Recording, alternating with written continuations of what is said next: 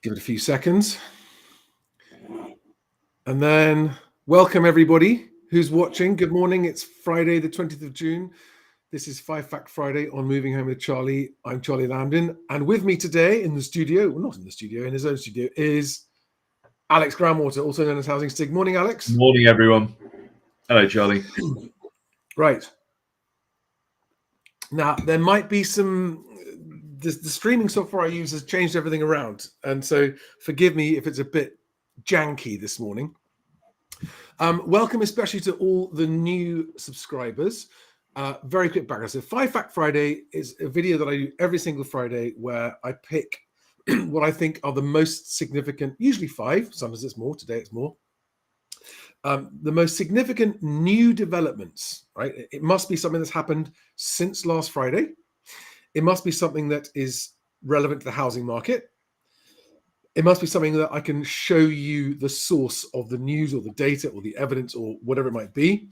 And it must be something that affects the housing market significantly, either positively or negatively. For those of you who are new here, Alex Groundwater and I were at prep school together, going back to when our ages were in single digits almost. We've known each other a long time, and Alex comes along and helps me out and calls me out when I get things wrong and challenges me and looks at the data and provides a much more highly qualified sounding board than mine, and also with a good degree of irreverent humor, which is always nice and makes for a fun day. Now, there's so much going on. I want to get straight into it, right? And Alex and I haven't had a chance to preamble properly, so a lot of this is coming raw, straight from me to Alex live, because that's the excitement. Oh, hang on a second. I haven't clicked go live on Instagram. Sorry, I don't want to leave. There's a lot of people watching there, hundreds watching there, and also on TikTok. I've got to stop neglecting my TikTok audience. Come on, guys. Sorry. Oh, it's amateur, isn't it? Every day's amateur day with me. Right. I want to start with actually... for all of you who are watching this live now from the beginning, and if you're watching it recorded afterwards, and if you're listening to this on the audio podcast afterwards on Spotify or Apple, or because you found the link in the video description, I am of the opinion that when you connect all of the dots of news coming out of the housing market, the economy, construction, politics, you connect all the dots, it, to me, is signifying a weaker and weaker and weaker housing market. This is not because I want it to be. For those of you who go, yeah, you just want to talk the market down, Charlie. No. I'm always doom monger. Yes, I'm a doom monger. I'm always trying my hardest to bring to my moving audience information to help them form their decision. And of course, whether you are buying or whether you're selling or whether you're a landlord or whether you're a tenant, these might have different levels of impact on your moving decision. But that's the goal. That's the objective. And by all means, do call me out, as Alex does. Call me out in the live chat. Call me out in the comments if you think I'm not being impartial. But everything that Alex and I have been saying for a long time about the way we think the economy is going, it feels to me now like it's been clinging on by its fingertips. Oh, yeah. The establishment has also been clinging on by their fingertips to pretend that everything's okay. It's all okay. It's okay. It's okay. And you look behind the screen, you pull the curtain back and look behind it, and it's an ugly, moldy, rancid, rotting mess behind the economy. But they've got everything's okay out the front. And so as we go through today's facts, I'd love you to just put them all together, which nobody else does that I've found, with a specific housing market angle, and tell me what you think it feels like and looks like when you zoom out and look at the macro picture. Now, with that in mind, I'm starting, the first thing I'm putting on the screen today that Alex doesn't know I'm about to do is a major topic of discussion has been whether or not, and this has been a big topic of discussion for a long time, whether or not or how much excess immigration alone is the cause of the housing crisis. And Nigel Farage is trying to make it front and center that immigration is the only cause of the housing crisis, with which I don't agree. And I did a survey of all of you who watch on X and all of you who watch on YouTube. And I'm going to share the results with you right now because I think it's really interesting. Okay, so here we have the results of the survey put out yesterday. So this is just about 24 hours old. We had just over 1,000 responses. And I asked, the cause of the housing crisis is option number 1, immigration alone. Just under 12% of you think on X think it's that. Monetary policy and cheap buy-to-let. 18% of you on X voted for that, as that being the sole cause. 20% of you saying, no, it's only that there haven't been enough homes built. But 50% of you on X said, no, it's all of the above. Immigration, monetary policy, which causes cheap buy-to-lets, and not enough homes built. And on YouTube, the results were broadly similar, slightly different. Only 9% of you on YouTube think it's immigration alone. Only 7% of you think it's monetary policy. So, for example, QE, right, and low interest rates, all that kind of stuff. Only 7% of you think that's the cause of the housing crisis. 24% of you think not enough homes built, and nearly 60% of you on YouTube think that it's all of the above. Well, that is interesting to me because, as we've seen from the polls I've done before, there does seem to be I don't know if this is just representative of my audience or the country as a whole, but there is definitely a Reform UK Party bias amongst my audience. Bias. I never say it right, do I?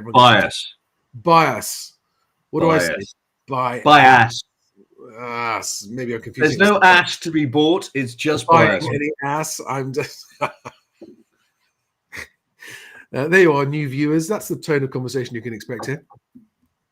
But that's interesting. So the majority clearly think that it is not just immigration. Immigration is a factor, but it's also monetary policy and not enough homes built. And I wanted to put this up here because a lot of you have asked me, Charlie, why do you never talk about immigration?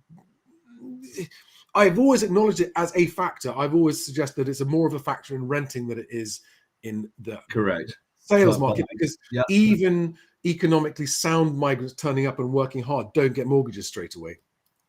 And so you won't see whatever the effect is of high migration. In the last couple of years, it's been very, very high, hasn't it? Net migration of 750,000. You won't see that feeding through into actual figures for a little while.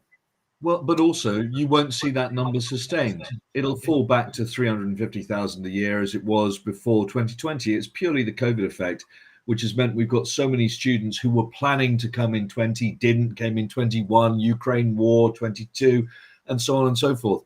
People are going, they keep talking about, 750,000 to 1 million immigrants every year. It's like, no. We had a 1 to 2 year weird bump after the weirdness of COVID. It'll go back to 350 to 400,000 a year, as it had been for a number of years before 2020. Yeah.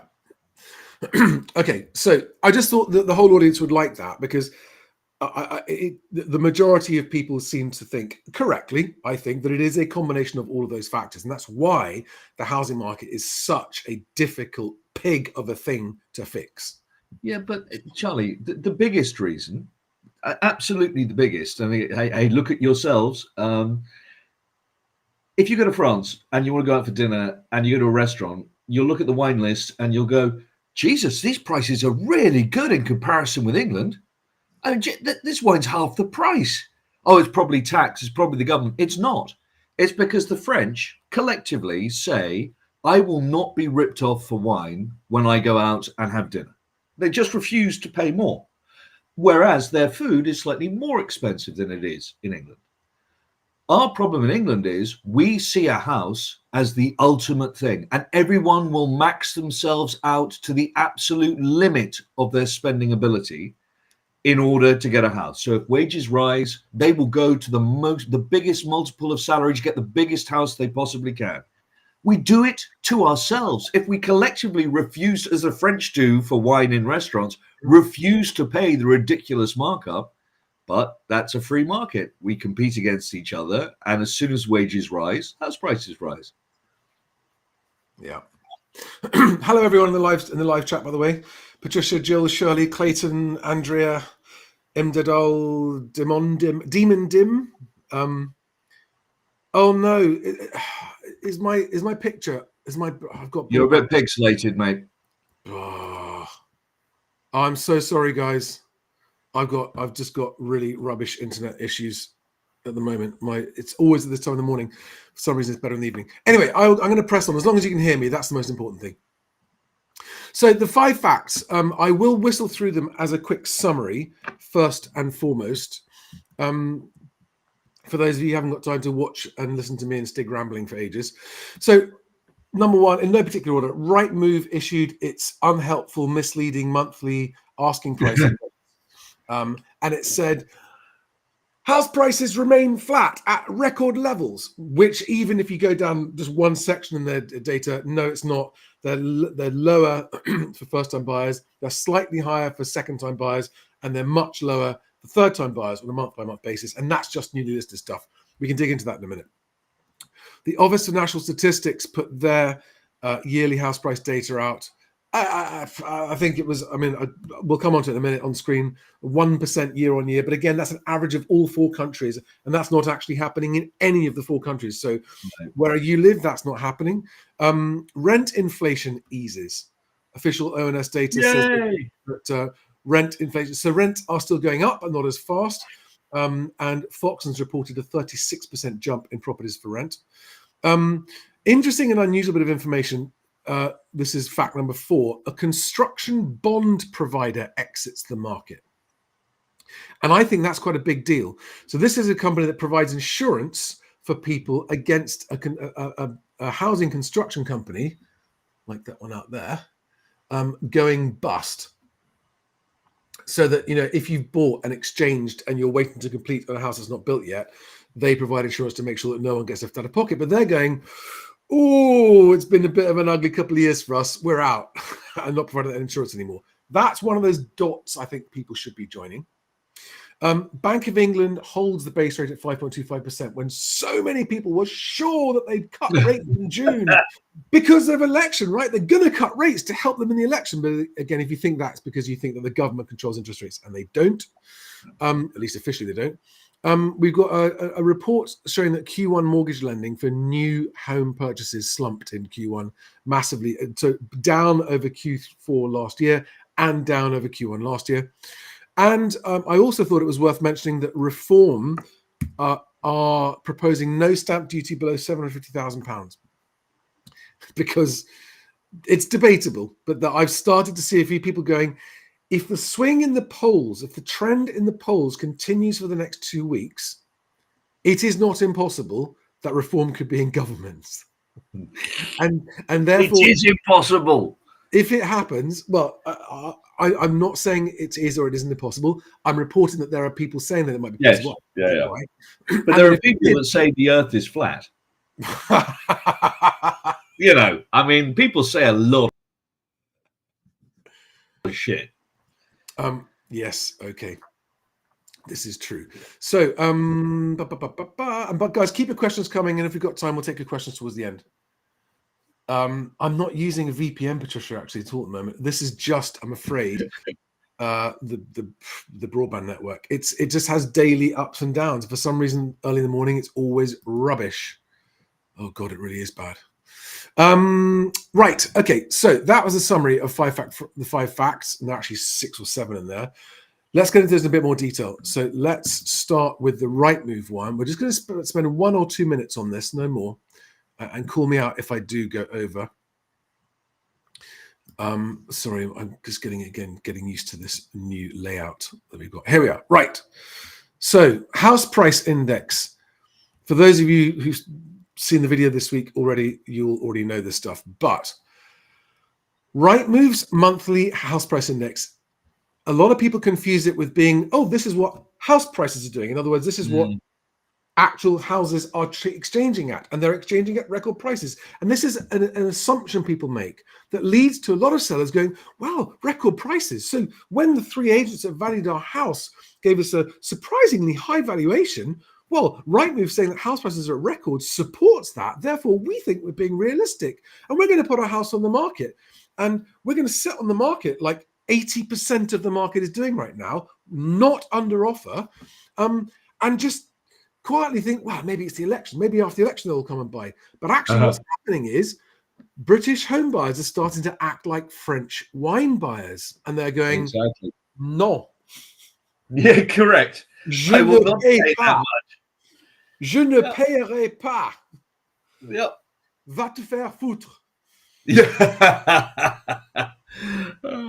And increasingly buyers are going, we are not paying those prices, partly because they don't want to, but also partly because they're saying, because we can't pay those prices. Yes, we just can't. Is going to downvalue it. And the Rightmove House Price Index is the number one public-facing contributing factor to the phenomenon, ignoring who you want to blame for it, agents or sellers, it is the number one contributing factor to the Mexican standoff, to low transaction volumes, because it is misleading people about what's actually happening in the housing market. Because new to market sellers overinflated price expectations, as proven by the fact that Rightmove's average house price value is 20% higher than the ONS average house price value, right? This is for anyone who wants to spend 5 minutes looking into this, you will see very quickly that Rightmove is based on asking prices. They are about 20% above the rest of the market. I'm not saying you should be offering 20% below asking prices, because there are people who do price sensibly. And if you're offered too far below those, you won't get taken seriously. So don't make that mistake. And they're leading to poor transaction volumes. This is a major problem. Okay. Now, I'm not saying that Rightmove is doing this intentionally. It's always used this house price index, and the current management team has changed a couple of times. And the last two iterations of Rightmove's management haven't changed the makeup of this index, which is newly listed asking prices only, excluding reductions and excluding everything else that's on the market. So it paints a very distorted picture of what's actually happening. And just the only thing I'll show you on this, which I don't know if you've seen this, Alex, is that down here, so the headline is house prices remain flat. Actually, no, first time buyers, they're down 0.1%. It's only 250 quid, but it's still not the same as the headline. Second steppers, it's up about 600 quid on the average newly listed asking price. And top of the ladder is down about £4,000. Yeah. And but if they were to factor in the price reductions on all of the rest of the property on the market, these figures would be completely different. So these figures, ignoring what the actual numbers are, they are in no way, and never are in any way, a reflection of the whole market. No. It's massively missing. No, I am not anti-Rightmove. Rightmove is a very convenient website. It's been around a very long time. It's very useful, helpful, interesting to look at. It provides estate agents with a lot of leads, and in many ways, it helps the market function. But their monthly house price index is like pouring sand into the petrol tank every single month of actual moving abilities. And it contributes to things like down valuations, mortgage down valuations. Right, okay, I'll stop. Do you want to add anything to that, Alex? No, I agree. Cool. Right, on to the next one. Fact number 2. The ONS put out its accredited official statistics, right? Which in other words means, so you must believe. It's accredited, it is official, and it is a statistic. You will therefore believe, and you will not question it. However, they then go on to say, what they should actually say is not accredited official statistics, but accredited official estimate, right? And they go down here, estimate and revise estimate. And as, I owe him I can't remember his name. Someone crunches the land registry data. It's not Otter Property or Octa, whatever. It's someone else. Every single month, the ONS's revised figures are revised down by about £1,000 every single month. For a whole year now, the headlines as they're published are then revised down a month later, and that never makes the news. Make of that what you will, but it's official and it's accredited. Okay?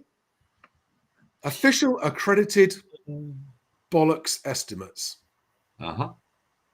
And again, even if you do take them at face value, it's the average UK house price. That in itself is a misleading statement, because this figure is not an average UK house price. I won't go into the details of why it's not, but around the countries, it varies massively. So England, average house prices in the 12 increased in England 0.6%, increased in Wales 0.4%, increased in Scotland 4.5%, and in Northern Ireland by 4%. So Northern Ireland and Scotland are still going up 4% year on year. From a very low baseline. Yeah. England and Wales are flatlining annually, but again, you then break it down as per the Rightmove figures by, well, let's look at first-time buyers. Let's look at the middle of the market. Let's look at the top of the market. All doing completely different things. Property types, leasehold, freehold, all doing different things. So these national averages should be disregarded for you if you're trying to make a decision, a moving decision based on price data. You need to go look at the local price data. Anyway, that's that. That's the... Now, what they have done, which is much more helpful, and I haven't got the link to it right here, is that they now have much better regional data that you can go and look at by postcode, by town. And I'm sorry, I should have the link for you there, because that's actually much more helpful. A much better local and regional breakdown. And for that, I give the ONS and the Land Registry credit. That is a definite step in the right direction and gives you much more useful local data. But you have to go find it yourself. Sorry, that's how helpful I'm being today. On to the next one, which is rents. And looking at the rents, what you're seeing, so this graph that's on the screen now is UK house prices, the pale blue line, and this is percentage annual change, so year-on-year percentage change. Mm-hmm. And rents, and the rent one here is the one we're looking at. So average yearly rental increase. This is just new rents, okay? I don't think it takes into account existing rents or changes. It's not existing tenants, it's just the new ones. Yeah. And it's come down from 9.2% in March to 8.9% in April to 8.7% in May. These might seem like small drops, and they are small drops. So when you then come onto this story, and again, this is only London, right? Property listings surge by 36% in London's lettings market. Yeah. People just can't afford. Landlords have put rents up now, certainly looking in southwest London. They've put rents up to a level that people simply can't afford. I think a lot of people are moving back in with parents or looking for flat shares and house shares outside of London. That's a 36% increase in listings in 1 month. Yeah, it's mad. They've literally broken the back of renters in the last few months. All of the rent increases, including my own, have come through in the last sort of 3 or 4 months. For people who'd held off for a year or two, not raising rents, landlords have come to renewals and gone, yeah, I've been told I can get 25% more. Yeah.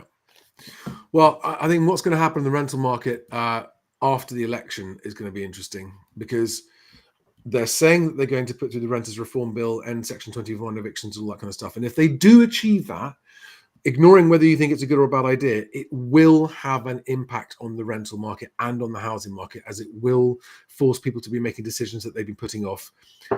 If they don't achieve it, and because my view is that Labour is going to be an ineffective government and is not going to get anything done, good or bad, and which is why, because of the stasis will continue, right? What will actually happen is everything that's getting worse and worse will continue to get worse and worse at an ever-increasing rate. But the point is that I think there's going to be a slight reprieve in the rental market, and I think actually at the front lines there is more choice for serious tenants, and landlords are having to accept offers in some cases. Right, so that's the rental market. Now here's the next point. This is this point on construction bond bombshell. So this is the Construction Inquirer. So this is obviously a construction industry news website.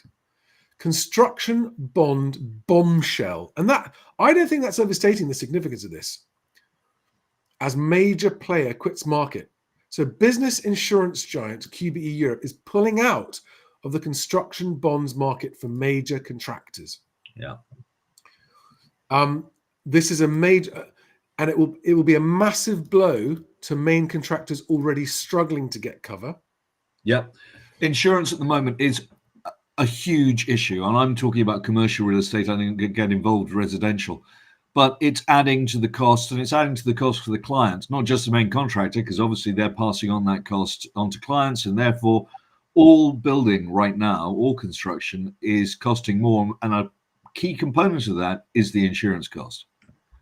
By the way, to all of you who are watching live on TikTok, and you can't see any of the stuff that I've got on screen for all the other channels. If you go to my website, mhwc.co.uk, on the homepage, there's a link to today's blog post that's got links to all of these facts and all of the sources of data if you want to check it out. So what does this mean for movers? It means that, I'm pretty certain that the construction companies are required to have this cover. Oh, yes. Right? Yes. It's not an optional thing. Adequate bond cover is a condition of most contracts. But providers are tightening conditions following a string of high-profile construction insolvencies. Now, this is one of the dots I want people to connect. Why are there lots of high-profile construction insolvencies that don't really make the national headlines? So anyway, that's a fact I thought was relevant. And it's a challenge for the house building market. Now, on to this one. Yesterday, the Bank of England voted to hold interest rates at 5.25%. Hardly a surprise. Well, the whole of this year, all of the rate cut hopists have been going, but June, they're definitely going to cut rates in June. They'll definitely cut rates for an election because it's an election. Do they have to? And I cannot stress how much, no matter how much you want a rate cut, that doesn't mean you'll get it. And Bloomberg today, honestly, so what was the news headlines after? It wasn't that they didn't cut rates. It's that they told us that they're going to. Oh, yes. In the future, there will be. They left a glimmer of hope that rates will go. And actually, I've got to be honest, my bet is still that we may see a reduction in August. So as it has been for over a year now. Now, don't you start, because don't you add to this. But so look at the picture, right? This is the picture of everything's roses outside the Bank of England. Yeah. And look at the headline. By the way, that won't change. Yeah. That won't change mortgage rates. I know exactly. That's one of the points, and that's why people are getting. I mean, buyers and sellers alike. Buyers are thinking that if the bank cuts interest rates, it'll cut mortgage rates. Not necessarily a given. No. And the sellers are going, as soon as the bank cuts rates, which they're definitely going to, house prices are going to go back to the moon, and buyers are going to be punching each other in the face to get in our front door. First, can I show you a chart, mate? Yeah. Can I just finish? Give me 30 seconds. Of course. Yeah. And what I want everyone to understand is that, because lots of people who are watching this news will have seen headlines yesterday going, the Bank of England has said that they're going to cut rates any moment now, even though they didn't yesterday.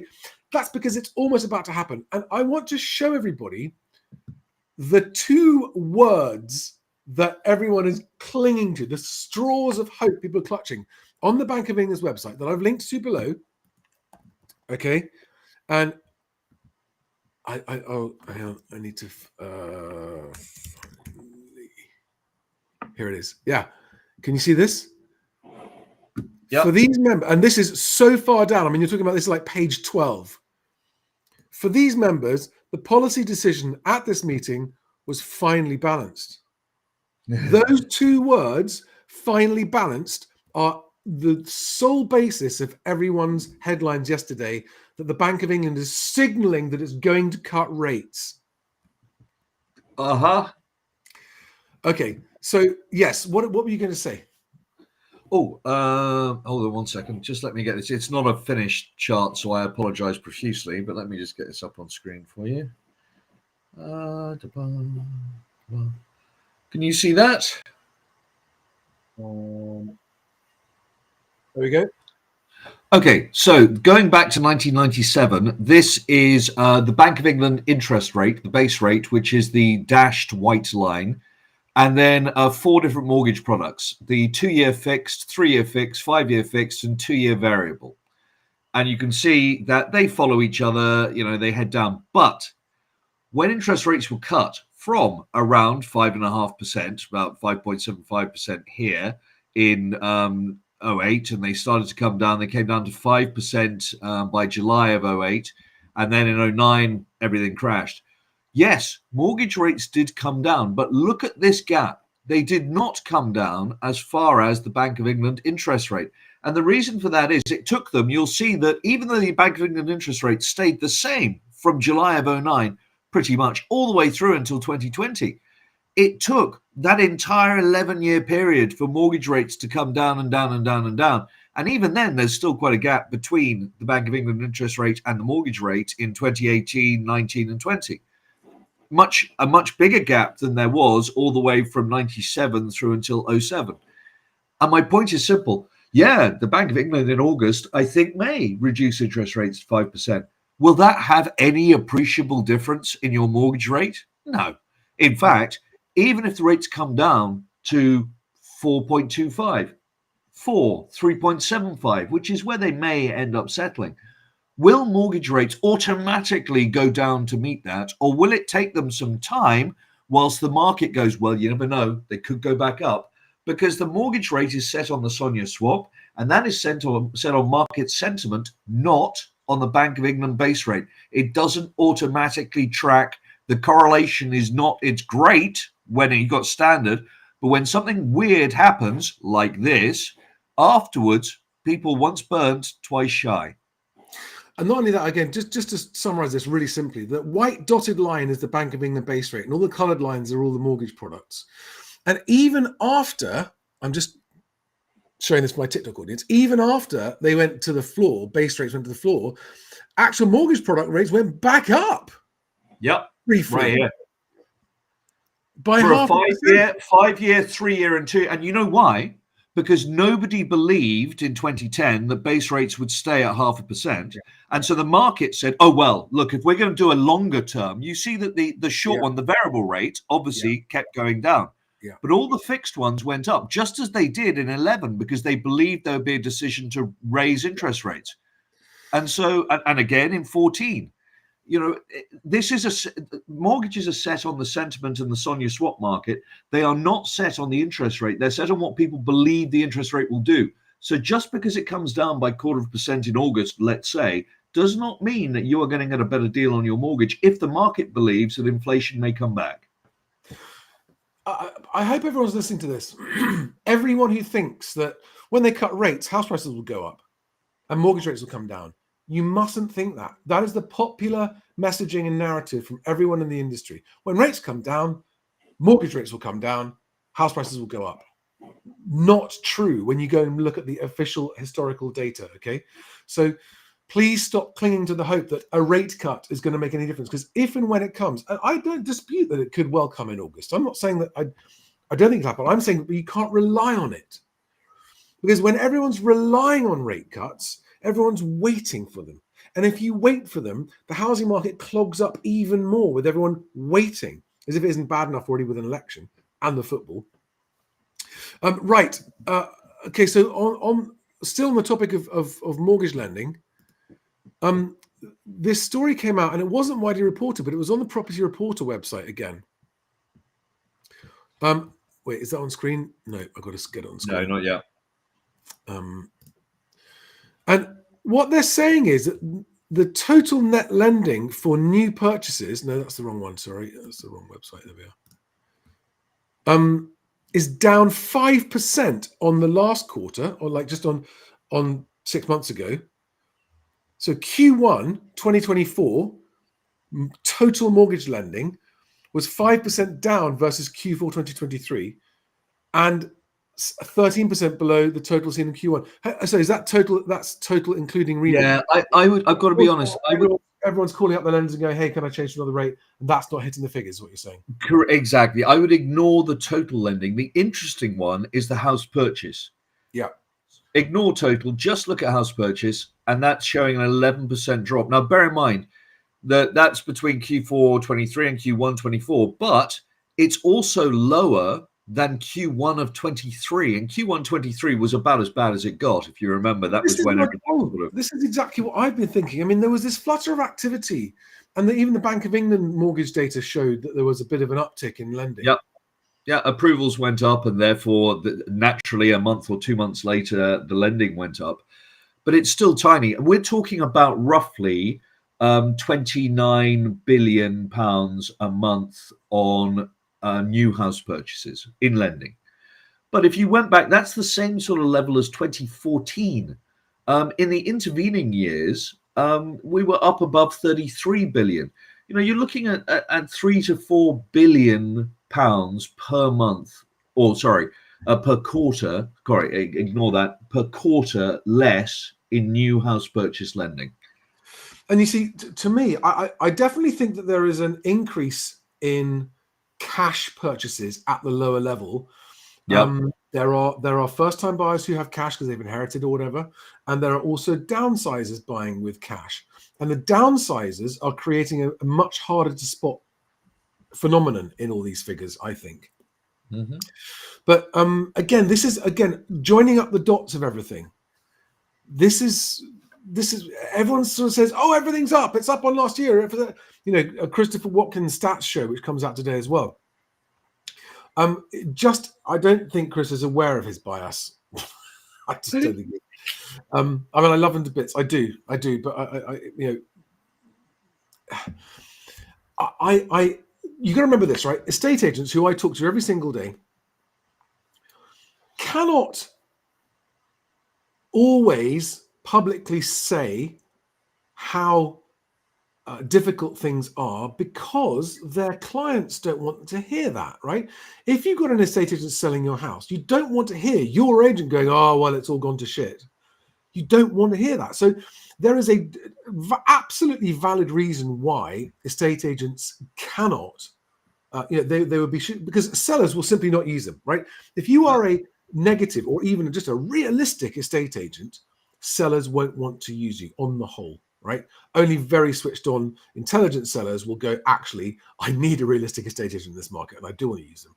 And so even very, very good agents are effectively prevented by their selling clients from being honest. But I get to hear them every single day. And at the moment, half of them have just gone off to play golf. I've had people who I've never heard before say, and this is mostly because of the election, the combination of the election and the football and the uncertainty surrounding all of that, and the fact that we're coming into summer, et cetera, et cetera. And there are some people who are saying the housing market is effectively going to go into a coma until the autumn now. Mm-hmm. I don't know if I share that view or not. There are still people moving at all times. There are still people who need to sell, people who need to buy. There will be some activity, but relatively speaking, you know, I mean, we're already 20% down on activity levels, roughly speaking. That's a generalization. 20% down across. I sort of get this like that. There we go. No. Actually, I don't even need that on screen at this point. Sorry, guys. And so this is my worry, and this is actually, again, my overall view, which is, and this is not what I want at all. It is the opposite of what I want. I want more transactions because more transactions makes it easier for people to move, easier for people to get into the homes they want to get into, out of the homes they want to get out of. It just puts lubricant into the housing market when people are moving. Okay. And when people aren't moving, even good estate agents, so the good smaller agents with their pipelines that are just drying up, where it's just stagnating and they've got a pipeline of exchanges that's not exchanging, that can hit their cash flows very hard. So there are agents struggling to stay in business through no fault of their own. Truly, there are good agents struggling to stay in business because of this market. It's really bad. Now, I've got no problem with the really bad agents struggling. You know, no one wants those guys to stay in business, but poor transaction volumes hurt everything and everyone. It's not what I want, but I'm really, really worried that 2024, I had a face-to-face meeting with an agent who showed me his figures across a large section of London. And it was a bloodbath in terms of transaction volumes. And this is Yeah. right, lead advanced information. And he was just going, just look at this. And so what does this mean if you're a mover watching this? What does this say? It's like, just expect it to be harder than normal to move. If you price correctly, you can still move, but it will be harder than usual. Fall through rates will be higher than normal. And it's just going to feel, so if you need to move, it's going to take you longer, unless you get lucky. Some people will get lucky, get a great agent, price it really well, you've got a desirable property, get a cash buyer will come along, and you may well have the whole thing done and dusted within 8 to 10 weeks. That's not impossible, even in this market, right? Really nice, desirable properties that are free from problems will still move okay. But I worry. I really, really worry. And this affects me too. Like, this directly affects me negatively if I'm right. I hope I'm wrong. And so, which is why, so the last fact, which is old Nige saying he's going to scrap stamp duty up to 750,000. And let's go. This is a fun thing to talk about. So let's just talk about this for a minute.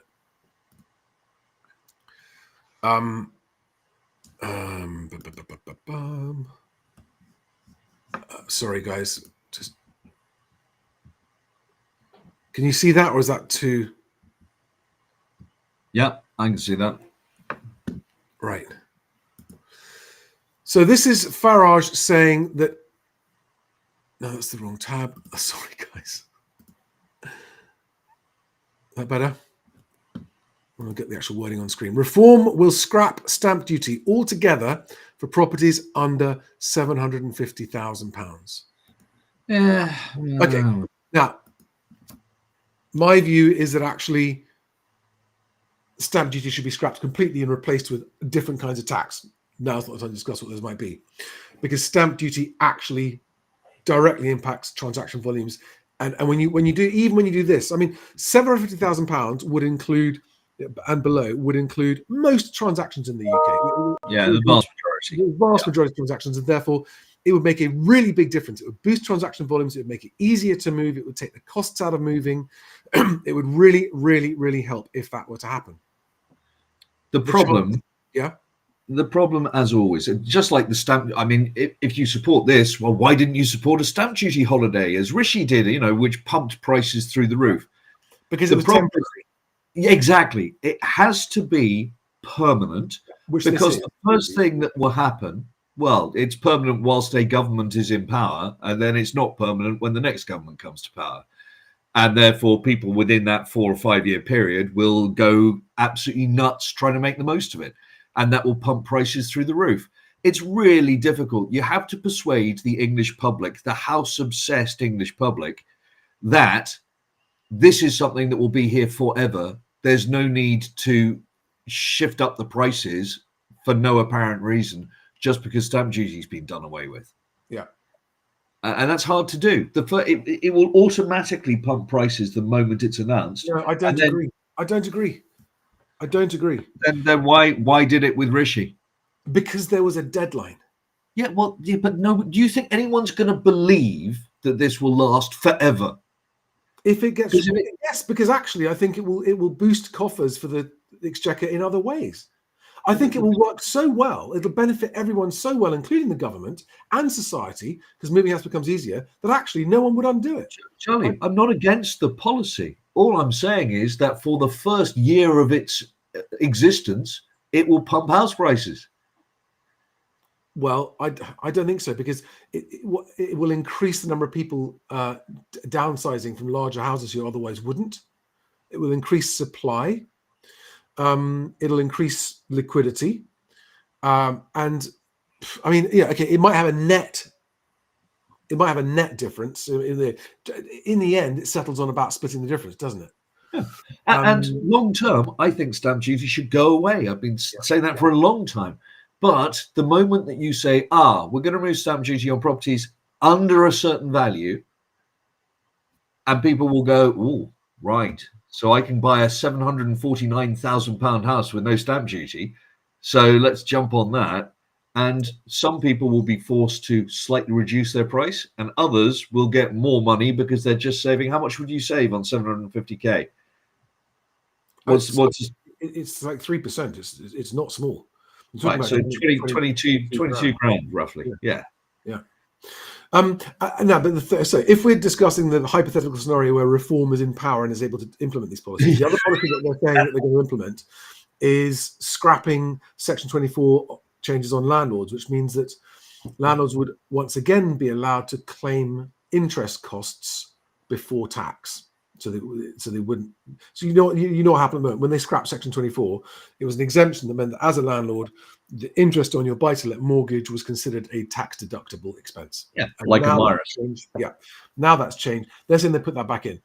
Now, it's a tricky one, that one. There are pros and cons for both of it, because unfortunately, it's good for the good landlords, but it's also good for the bad landlords, and that's why I'm on the fence about whether or not that's a good thing. It depends on how well enforced. They say that they would enforce other things. Now, sorry, Alex, just before you jump in on this, why is it relevant? Why am I talking about reforms, potential policies here, when they're not going to be in power? This is a question I want to pose to people. So I was accused this morning, or no, someone said to me on X this morning, Charlie, whose side are you on? Tenants or landlords? Buyers or sellers? And there are clearly a group of people out there who cannot get their head around the fact that you don't have to be on someone's side. Right? You don't have, and I am on the side, I'll have to repeat this again and again, of easier moving, because nothing benefits society more than easier moving of house. And in England, we have one of the hardest home moving markets, both in sales and rentals, one of the worst functioning housing markets in the world. I am on the side, truly, this is a personal point, it's a professional point, and it's a political point. I am on the side of whatever makes moving home easier, both for buying and selling and for landlords and tenants. I am on the side of that. I'm on the side of secure housing. I'm on the side of families being able to actually have a better future for their kids and a better place for the kids to grow up. I'm on the side of affordable housing. And so that doesn't put me into any one camp. And so I make criticisms and observations of all parties' housing policies. All right, so Charlie, why? And at the moment, the ones I'm commenting on the most are Labour and Reform. I happen to think that the Liberal Democrats, many of whose policies I don't agree with, I happen to think that they have the best housing policies, right? So just purely on housing manifesto promises alone, I would vote Liberal Democrat. Okay, but on other reasons, I wouldn't vote them. Labour, it's not about policies, it's about effectiveness. And because I want more people to be able to move house more easily, what I don't want is another government's going to achieve absolutely diddly fucking squat and achieve nothing and allow the continuing situation to get worse. So me being against Labour winning the election is not because I'm anti-Labour themselves. I don't believe this incoming government will achieve anything and things are going to get worse. That's why I'm opposed to Labour. I voted Labour in the last fucking election. So you cannot accuse me of being anti-Labour, right? This is going to fuck with people who think that I'm a right-winger. Corbyn was leading the Labour Party at the last election, and I voted Labour at the last election. So put that in your fucking pipe and smoke it if you think I'm a right-winger. Jesus Christ. Remind me to give you a slap the next time I see you, Charlie. Some people's heads are going, it was a conscience vote to do with how public services were being treated at that point, right? This is what it's, people just cut, but hang on, wait, I have to put Charlie into a fucking pigeonhole. I can't put him in a pigeonhole. and so talking about reform is because they are increasingly likely looking like they might be in a position of significant influence. I'm not saying it's probable, but it is possible that they will be in opposition. If the trends in the polls continue as they have been, they could well be in opposition. And if they are in opposition, they will have influence over what happens. They genuinely will. If, as is even slightly less likely, there is a hung parliament, they may well be in power in a coalition. That is not impossible, right? And because my view is that any change is better than no change, that's why I welcome the disruption that the Reform Party's existence. It does not make me a Reform supporter. Please, will the fucking simpletons out there understand that? Please. Wanting a better housing market doesn't make me a right winger or a left winger or anything winger. I am not. I am politically neutral. I am committed to devoting my life and career to improving the housing market. And I will objectively comment on all parties in that guise, right? So that's where I am. So honestly, next time you think I'm a Reform supporter or a right winger, remind yourself that I voted for Jeremy Corbyn in the last election. Okay? That's going to make me laugh every time I think about it, mate. I'm happy. I will stand by that decision. My reasons for doing it were good, and actually, it was to do with my local seat as well, where I was voting. It was as much a local judgment call for the local MP as it was a national one. But anyway, that's beside the point. Alex, sorry, anything you want to finish with, because you've got to go in a couple of minutes. What do you need to? Anything you'd like to wrap up with? No, I mean you've covered it. That's a lot of 5 facts. It's a little more than 5. But yeah, it doesn't. You open the session by saying, if you step back and look at all of the data that's available, how do you think it looks behind the curtain? And I still think it looks as we both thought it looked 2 years ago, which is not pretty. John Springett says, I'll vote for whichever party improves Charlie's internet connection.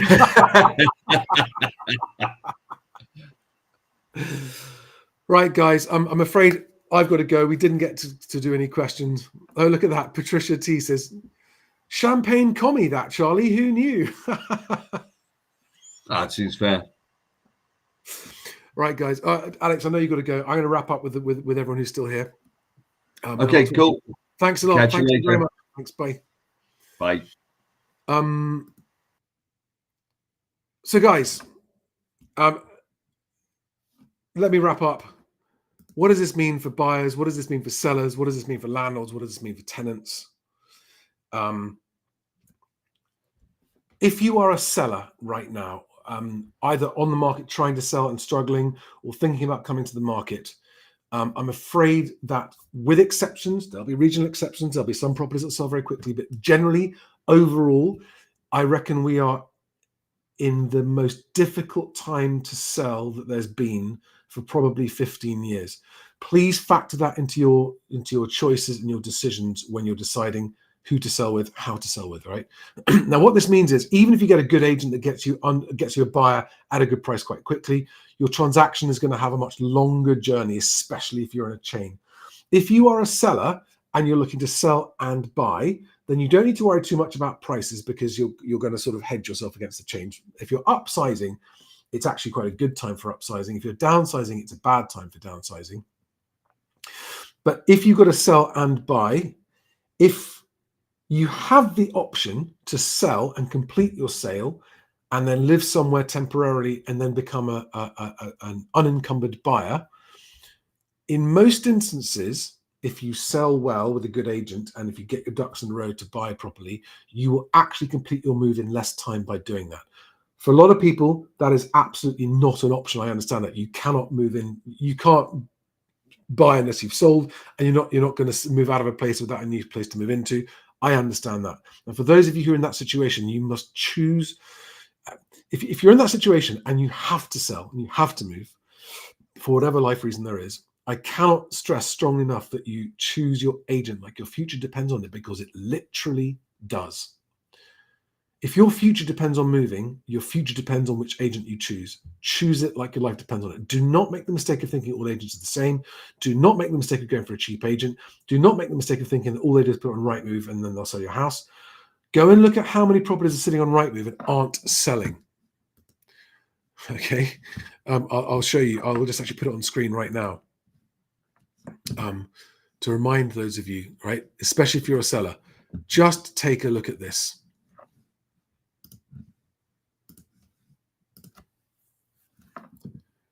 All right. Homes under offer, 81,000. Homes for, this is just in England, homes for sale, not under offer, not selling, 330,000. That is a 4-to-1 ratio. So just on that ratio, basically what it's saying is you've only got a 20% chance of selling your home at the moment. Looking at the whole England market on average, please, as a seller, understand that means you've got to be in that 20% to get your home sold. And that's just getting it under offer. That's before the fall throughs happen. I have no agenda here, right? This is completely free and impartial advice. I'm not telling you who to choose. I'm not telling you how to choose. I'm just saying choose like your future depends on it, because it does if you need to sell and you need to move. Right. If you are a first-time buyer, this is a good time, as in it's not a good time to buy if you're expecting to make money on your purchase. But if you are in a position to buy and you've got funds, you're going to have more choice. And because the market is quieter, agents are going to be much more responsive to you. So it's a great time to be a bargain hunting buyer. But most sellers are still stuck with their head in their clouds. And forgive me, those of you who are sellers who are not stuck with their head in their clouds. There are lots of sellers out there who are trying to be realistic and still struggling. So as a first-time buyer, make sure you've got your mortgage in principle in place. Make sure you've got your proof of deposit funds. Make sure you've got your conveyancer chosen, so that if and when you make an offer, your offer is more likely to be accepted because you've demonstrated that you are ready to proceed quickly. That will massively improve your chances of having a low offer accepted. Try and avoid, there are markets where there's not much choice. There's not much new coming onto the market now at all, because the market's gone into sort of election/football/summer lockdown. But that means that the houses that are sitting on the market looking too expensive are more likely to be open to lower offers. All right. So just use my first time buyer email offer template. If you haven't seen that, guys, just Google moving home with Charlie offer email template. There's one for cash buyers and there's one for buyers with a mortgage. Go and look at that template. It really spells out exactly how to make sure that your offer comes across as the most likely to be accepted for all other reasons except for your low offer. But use that. That will really, really help you. Landlords. Well, I mean, if you're a landlord who's, as in wondering, if you're a good landlord and you're here for the long run, then you're not really affected by this. But if you're a landlord wondering whether to sell or not and thinking you might need to sell, I would not hang around. Because the sales market is going to be difficult for some time, and I think prices are going to come down. And generally speaking, tenanted properties are in worse condition than homeowner occupied properties. And I hear from a lot of agents that landlords have got unrealistic expectations of the price of their properties because they're being unrealistic about the condition of the property that they're selling. Okay, they haven't factored in the poorer condition of that. Now, if you disagree with me about Labour being effective, then and you're a landlord, then you must assume that you've got an incoming government that's going to ban Section 21 evictions very, very quickly and do a renters reform bill that really punishes landlords. They've openly said that. I mean, they've literally said, we're coming for you if you're a landlord, as Labour, right? So if you think that... why you would vote Labour if you were a landlord, I do not know. Do not know. It's like self-harm.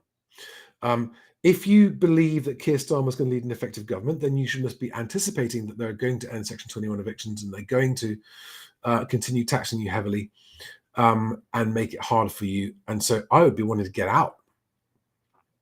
If you think, like me, that Labour's coming in but they're not going to achieve anything and you're a landlord, then you're looking at more of the same.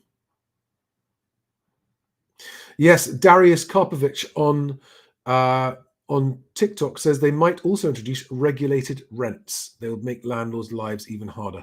That's true. They're talking about regulated rents. I mean, Keir Starmer last night on TV actually said, yes, we can use legislation to regulate rents. I mean, I don't think he can.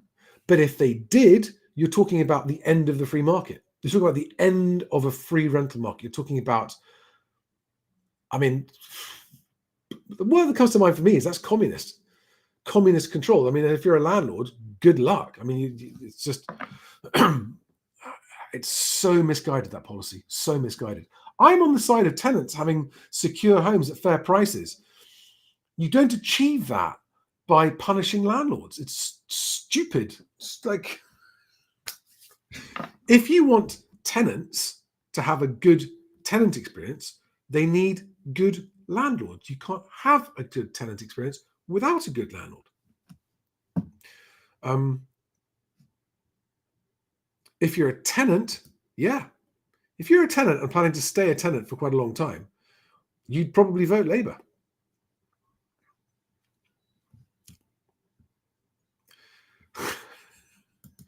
Barry Brown, you bloody commie, Charlie.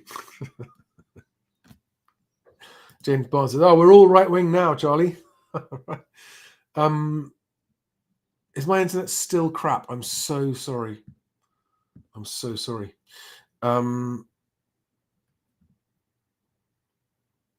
Yeah, just looking at some of the comments here. Right, guys, I've got to go. It's been an hour. It's been fantastic. Great talking to you. Please follow me on X. If you don't, that's where I interact and comment and post and talk about housing most frequently, is on X. moving_Charlie, or just search for Moving Home with Charlie. You'll find me on X. I am on Instagram and Facebook and LinkedIn and X and YouTube and TikTok as well. The second place I interact most frequently is on YouTube. So please follow me on YouTube if you aren't already. And if you want my help or my advice, you can book time with me on my website, mhwc.co.uk. mhwc.co.uk. That's for Moving Home with Charlie. And you can book half an hour or 1 hour slot with me. And you can also find my conveyancing partners there, who I recommend if you're struggling to find conveyancing, and my mortgage broking partners. I am here to help you in any way I can if you are stuck with your move. And if you have a question that you want me to answer without having to go through one of those channels, send me your question by video.